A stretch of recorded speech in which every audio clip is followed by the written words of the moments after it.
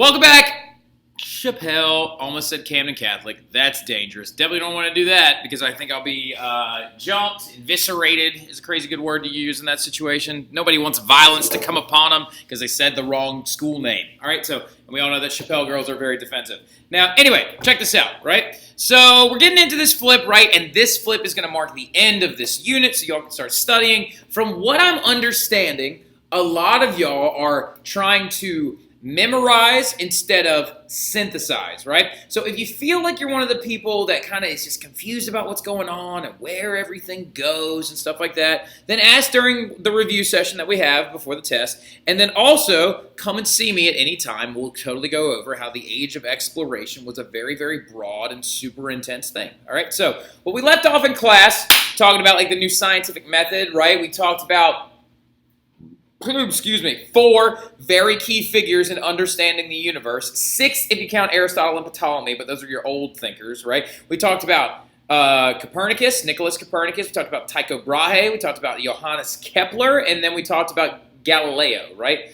Galileo is actually his first name. It's Galileo Galilei. All right, so now like that's the big 4 that we talked about that all were about proving heliocentric orbit, right? So even though Tycho Brahe had a fake nose and didn't know that he was wrong because he also thought that everything blah, blah, blah, blah. Now anyway, so let's get into it, okay? Now going forward, there are going to be a lot of things about this presentation that I'm going to assume you know. All right. For example, I assume you know what the scientific method is, right? So the scientific method is something that I know for a fact that your amazing teachers like Miss Merrill, Miss Jones, Miss Rowley, and all of our other science, Miss Rivette, have all taught y'all, right? You know what the scientific method is. You have a hypothesis, you design an experiment, you check your results, you form your opinion based on the things that you observe, right? The scientific method is simple. But here's the thing, as a sophomore in high school, you think it's simple,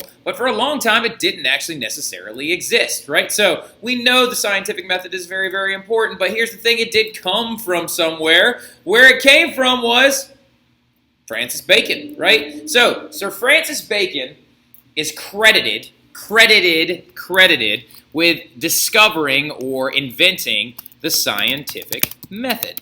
Also, there's a big conspiracy theory that he was actually William Shakespeare and he was writing all of Shakespeare's later works. We're pretty confident that's not true. But this is what Sir Francis Bacon looks like, right? Really dope collar, very nice hat. All right, so dies of pneumonia. Really funny story. He died of pneumonia actually using the scientific method, right? But Sir Francis Bacon used observation and experimentation to not go against church doctrine, but to test the ideas that people thought they knew, right? So he's going to design experiments, and he's going to create this idea that science should be used by men to better the lives of the world, right? He actually even outlined this really cool thing. He wanted to make like a Hogwarts-like school in his book that he called New Atlantis. And he called it the Solomon, I think it's like the Solomon House, not Solomon House, but like Solomon Palace or something like that. I got to look it up. But he wanted to like create this place where scientists would just work all day long, testing hypotheses and trying to understand things to better everybody else. Solomon House, Francis Bacon. Let me see, make sure. But also, there's another guy that we're talking about as well. Yeah, it is Solomon's House. Yeah, Solomon's House. All right, so like because King Solomon was supposed to be the wise and knowledgeable king from the Old Testament, right? So he wanted to use experimentation, and he ends up dying conducting an experiment. He's riding in his carriage to the countryside, and it's snowing outside, and he's like, "Oh wait, snow is ice; it melts. I wonder if snow could be used to preserve meat to keep it fresher for longer, much like ice can." And he was like, "Oh, I should go buy a chicken," which he does. He goes and buys a chicken, a dead chicken, a raw chicken, and he's like, "I'm going to shove snow inside of it to see if it actually stays fresh for longer, right? I'll have a control chicken and another chicken, right?" Turns out he forgot to put his jacket on, though, when he got out of the carriage, and he got pneumonia and died. All right, so now, but very funny stuff. Then you have René Descartes. Not Descartes, all right, so René Descartes, who believed in using human reasoning. He's a rationalist, all right? Jot that down. Rationalist, okay? R-A-T-I-O-N-A-L-I-S-T. Rationalist. He believes in using human reasoning to solve problems and diminish doubt, right? So Descartes is the guy that starts the trend of not necessarily pure experimentation. Because can experiments answer every question? No. But can philosophic questions have scientific-like study? They can, all right? So, for example, he's going to create new types of math, right? Anybody ever seen a coordinate plane, right? So check this out, right? So look at this, a Cartesian plane. All right, so a Cartesian plane looks like that. He invented the coordinate plane, the Cartesian plane, because one night when he was lying awake in bed, he looked up at his roof and he saw a fly, and a fly went, and it landed right there, and then went, and then it landed right there, and then went, he's like, wait a minute, if I drew lines and labeled each axis and then gave numbers, I could plot where that fly had landed. He created the very first coordinate plane, the Cartesian plane, right? Very, very cool. So create new types of math, like different types of geometry, Cartesian geometry. Also, he was a philosopher as well, right? One of his coolest arguments is his argument of existence, right? He was sitting in his room in the basement of a lower French townhouse, and he just sat there for months on end, and he was looking out his window, and he saw people walking past the window. And I actually had a conversation with Mr. Mathern about this morning, right? He was looking out there, and he was like, how can I prove that those people are real? How can I prove that anything is real? How can I prove that I'm actually here right now? How can I prove that I even exist, right? And he finally comes to the revelation.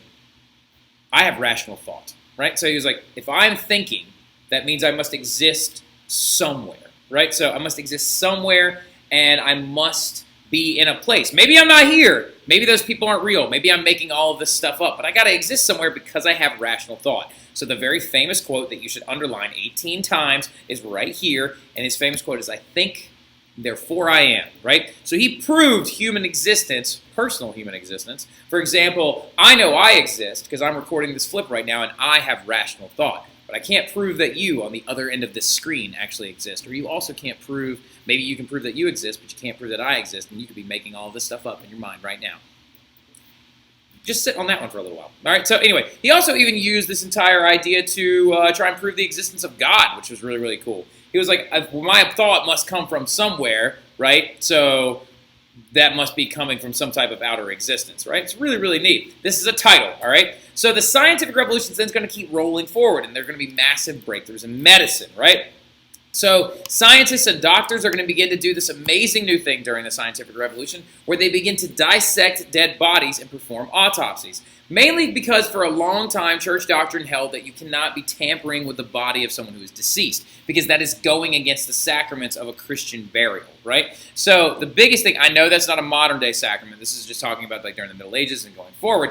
So people then began to donate their bodies to science, right? So, and this guy who is absolutely awesome, Andreas Vesalius, right, is going to be the first one that creates the first medical textbooks, right, on human anatomy. Because he would take dead bodies and he would actually cut the skin away, like this, right? He would cut the skin away so he could see how everything worked. This is him pulling veins out of a human arm so he could see how the circulatory system works, right? He actually also discovered different muscular structures, internal organs, skeletal structures, the circulatory system, the nervous system. He even discovered how the heart in itself works. There's another guy by the name of William, I think it's William, not William Blake, the doctor, the English doctor who discovered that, the heart pulmonaries. English Dr. Hart. Anyway, you got that? All right, so no, not cardiologist. English Dr. Hart Research. William Harvey, that's what it is. All right, so anyway, now William Harvey is the one that actually piggybacked off Andreas Vesalius' ideas. And the coolest thing about it, this is going to drive some of y'all nuts, and like people like Gomez are going to freak out, I swear. So he actually wrote a book called Fabrica de Humani. All right, so now this book that he had written De Humani Corpus Fabrica, right? This book that Andreas Vesalius wrote is actually the medical textbook that he had designed, right? As you can see, this is an engraving right here that he had made of a human skeleton and how it was built. And doctors began to actually use this as their medical textbook, right? And then here's another crazy one too that I think is super awesome. This is another cadaver that's had the skin peeled back so you can see how the muscles and all the bones and stuff are structured. Now here's the coolest thing about it though. If you actually look at the outside of the book itself, all the very first copies are actually bound in human skin because he had a lot of human skin lying around. All right, so really gross, right? But really, really cool at the exact same time. So this original book, the outside of it is human skin. All right, so anyway, very, very cool stuff though. So Andreas Vesalius is the absolute man. Very important. Highlight his name, please. That's him right there again. And then going forward though, you don't need to know what autopsy is.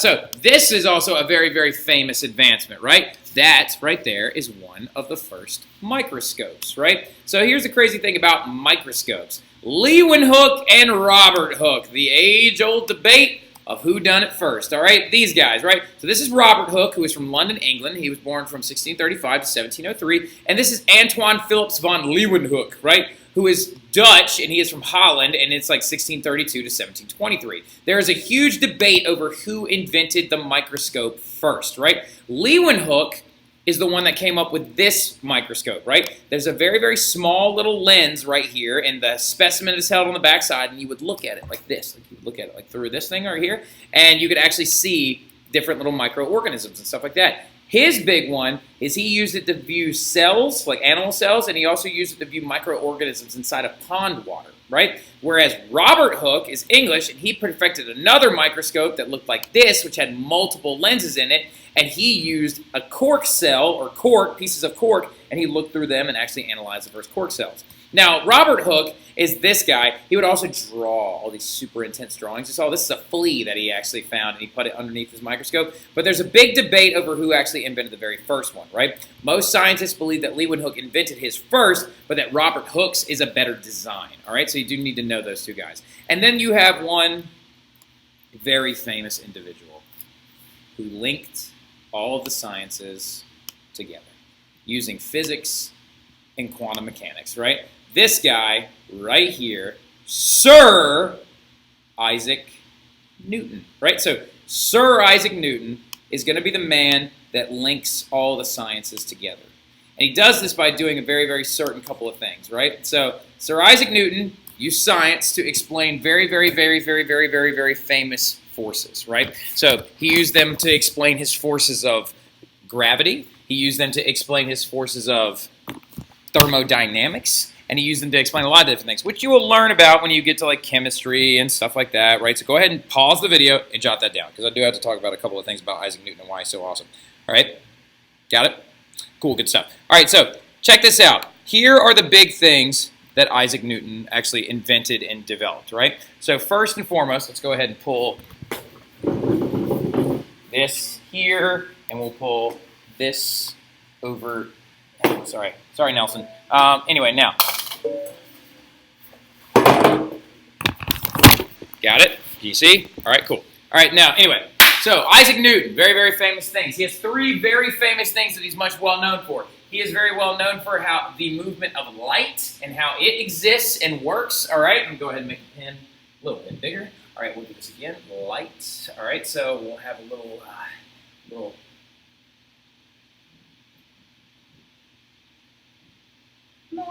We'll have a little eureka moment real fast, right? That is the worst. That looks like a potato. All right, so anyway, now, so he also had his theories on gravity, right? And then he also had his theories on force, all right? So now, here are the big things about Sir Isaac Newton and his contributions to society, right? And to like scientific thought in general. So he realized by passing light through a prism, white light, right?